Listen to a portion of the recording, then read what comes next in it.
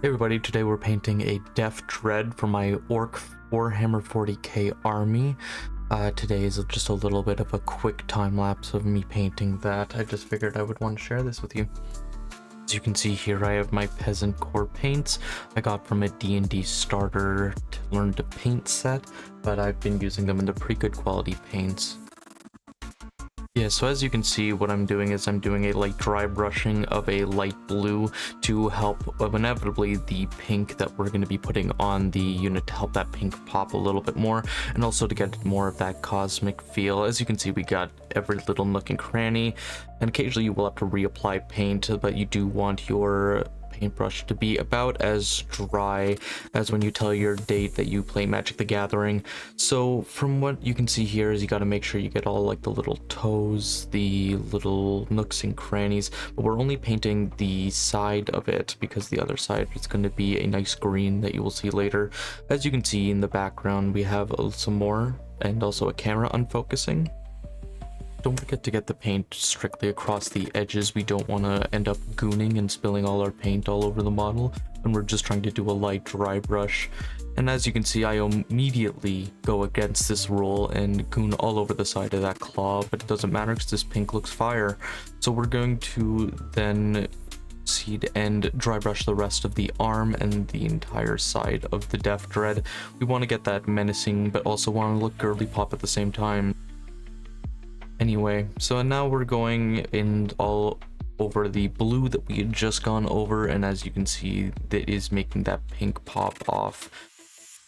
So now we are going to just finish up the last little bit of the pink here, and we can't forget to go underneath, because nothing's worse than going across your entire model and then noticing you forgot to paint the underneath.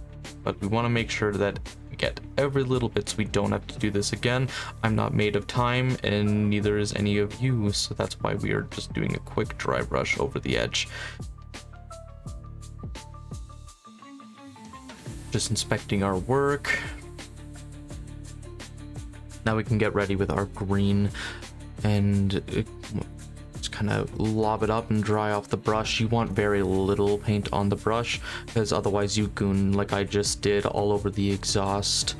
Anyway, moving on, we start dry brushing the side of the arm, and as you can see with the black undercoat and the green dry brush quickly across, it's starting to look pretty fucking orcish, am I right?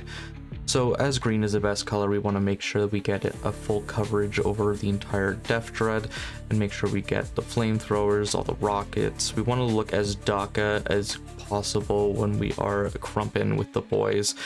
We got to make sure that we get all the little details here around the feet as well as all the little hatches. One of the best things about orc models is just the fact that they look so chaotic, but at the same time that comes with a cost. Being that there's a bunch of edges to catch dry brushing, which is why I think that this looks so great. We gotta make sure we don't get as much crossover except in the middle, so we want to make sure that we are drying the brush as much as possible when we are reapplying paint. As you can see, looks pretty good. So now what we're going to do is we're going to go and do the bottom. As you can see, I flock my bases and then prime them so that I can just go right into it, so it's as easy of a transition as possible. You can see some of the old colors as my spray didn't go quite as good. What I use for flocking is I just go to the dollar store and get some of those little rocks, and I will either crush them up, or if they're good size, I will just use Elmer's glue. Gotta make sure that we get this claw here. That is our main crumpin weapon after all. And as you can see, I have a rocket launcher as well as a flamethrower on the other side. And then we're going to go and do the pink on the other side as well. As you can see, I had a little bit too much paint on my brush, but that is fine because I don't care to go back and do it.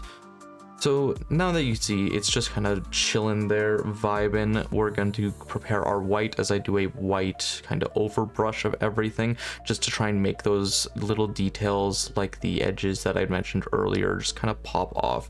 And I just do find it to almost give it a kind of a glowy effect to it, similar to like that cosmic mini golf aesthetic I'm going for. I want the Space Marines that are on the other end of these orc boys to basically think that they have acid injected into their lips and eyes when they see this Neon Genesis fucking Crumpin boy machine after them.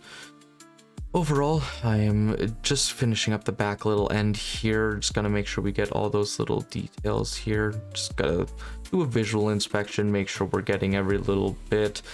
After all, I don't want to look bad in front of the boys. Otherwise, they'll steal your Big Macs and your hair squigs.